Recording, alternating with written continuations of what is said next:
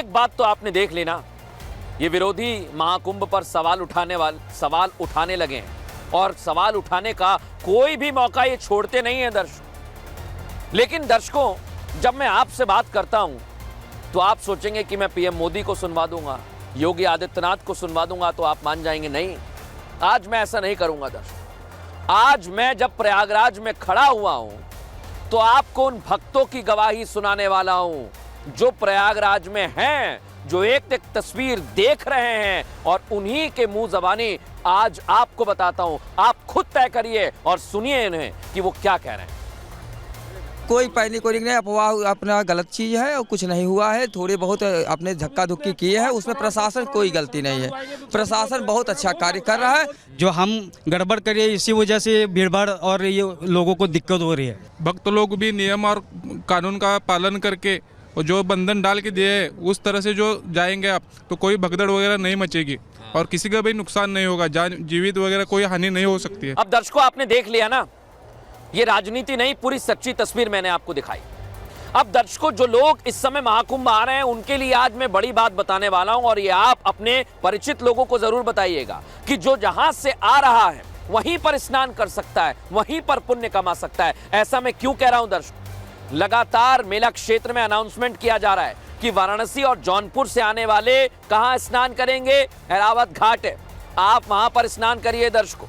और मिर्जापुर, चित्रकूट और रीवा क्षेत्र से जो आ रहे हैं, आपके लिए बता रहा हूं, स्नान आपको कहां करना है? अरैल घाट पे आपको स्नान करना है। और अगर आप अयोध्या से आ रहे हैं, लखनऊ से आ रहे हैं, तो आपको स्नान कहां करना है दर्शकों? आपको रसूलाबाद और फाफा मऊ घाट पर स्नान करना है, क्योंकि सभी जगह पर पुण्य लाभ आपको उतना ही मिलेगा दर्शकों, उतना ही मिलेगा। और हर जगह मेला क्षेत्र में इस बात का अनाउंसमेंट किया जा रहा है, इसलिए ये जानकारी मैंने आप तक पहुंचा दी है। लेकिन आज डीआईजी महाकुंभ से भी हमने इसे लेकर बातचीत की है, वो क्या कुछ कह रहे हैं, उन्होंने क्या कुछ बताया है, सुनिए जरा। जो आज की जो घटना थी संभवतः उसका कारण ये रहा कि पब्लिक का चूंकि प्रेशर बहुत ज्यादा था। आज कुंभ में 10 करोड़ का आंकड़ा जो है वो पार हुआ है आने वालों का, तो भीड़ का प्रेशर इतना था कि किसी संभवतः गेट पे, चेंजिंग रूम के गेट से किसी के पैर टकराने की वजह से वो गेट गिर पड़ा और एक भीड़ के हिस्से पे गिरा, जिसकी वजह से पैनिक वहां पे हो गया। अब दर्शकों, विरोधियों के उस दावे के बाद जो लगातार सवाल उठाए जा रहे हैं कि इंतजाम नाकाफी थे, चलिए मान लेता हूं थोड़ी देर के लिए कि सिर्फ प्रचार किया गया, इंतजाम नहीं किए गए। लेकिन आज दूध का दूध, पानी का पानी कर दूंगा। इस सिर्फ एक उदाहरण आपके सामने रख रहा हूं दर्शक। आपके घर में भी कोई फंक्शन होता है, चलिए मान लीजिए शादी समारोह होता है, तो आपके घर में आप बुला लेते हैं 1000 मेहमानों, मानकर चलिए 1000 मेहमान आपने बुलाए। अब 1000 की जगह आप सोचते हैं कि 200-300 से ज्यादा आएंगे ही, तो उसकी व्यवस्था आप लोग करते हैं, और उसकी तैयारी भी योगी सरकार और प्रशासन ने की थी। महाकुंभ में मौनी अमावस्या में 10 करोड़ लोग पहुंचने वाले थे दर्शकों, 10 करोड़ लोग, और उसकी पूरी तैयारी की गई। लेकिन ज्यादा लोगों की तैयारी की गई थी, इसका मतलब यह नहीं है कि व्यवस्थाएं नहीं की गई थी। अव्यवस्था वहां पर हो गई, अनहोनी हो गई दर्शकों। इसका मतलब यह नहीं है कि व्यवस्थाएं नहीं की गई थी, व्यवस्थाएं पर्याप्त थी, व्यवस्थाएं पूरी थी।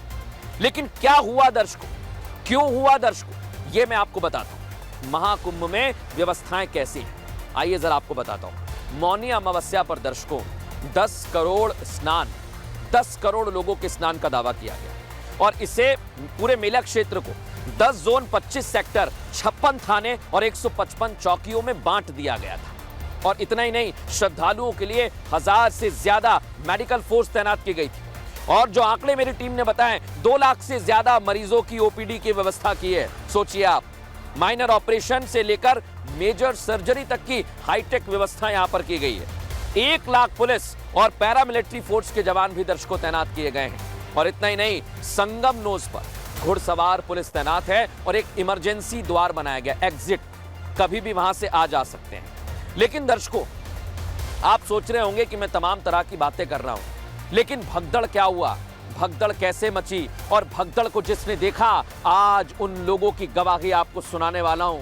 और जो लोग भगदड़ के वक्त वहां पर मौजूद थे, उनके अपने वहां पर मौजूद थे, उनकी बात तो आप मानेंगे ना। सुनिए जरा वो क्या कहते हैं। इसमें ना प्रशासन की गलती नहीं मानता हूँ मैं। प्रशासन ने ना चारों तरफ गंगा घाट बनाए हुए हैं, आप स्नान कर सकते हैं, बट हम जैसे लोगों ने जाना होता है संगम घाट पे ही।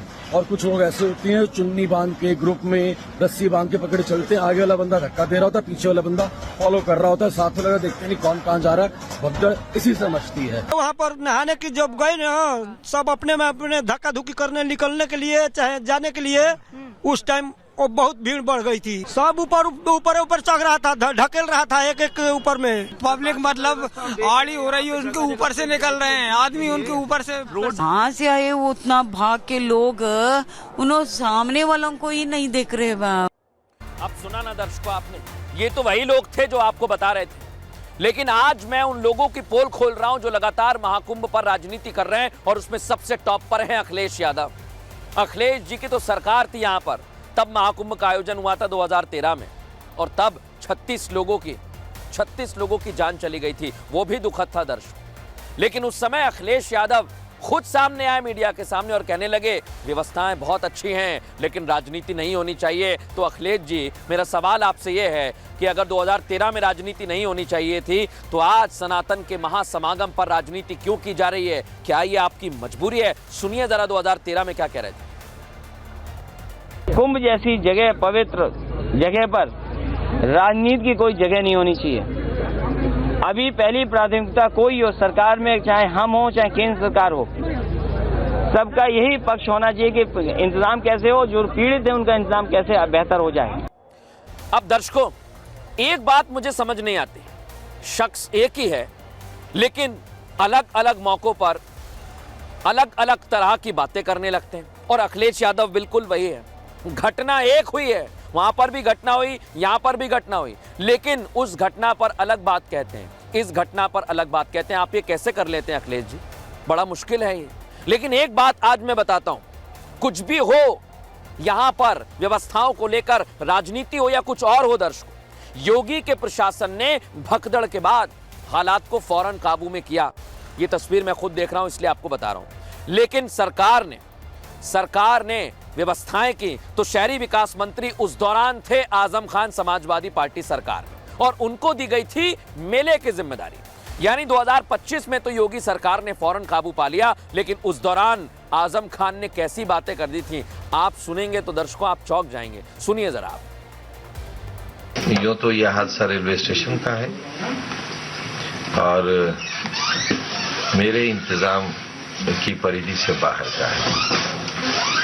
मेरे जिम्मे जो जिम्मेदारी थी अध्यक्ष की हैसियत में, वो कुंभ मेले की थी।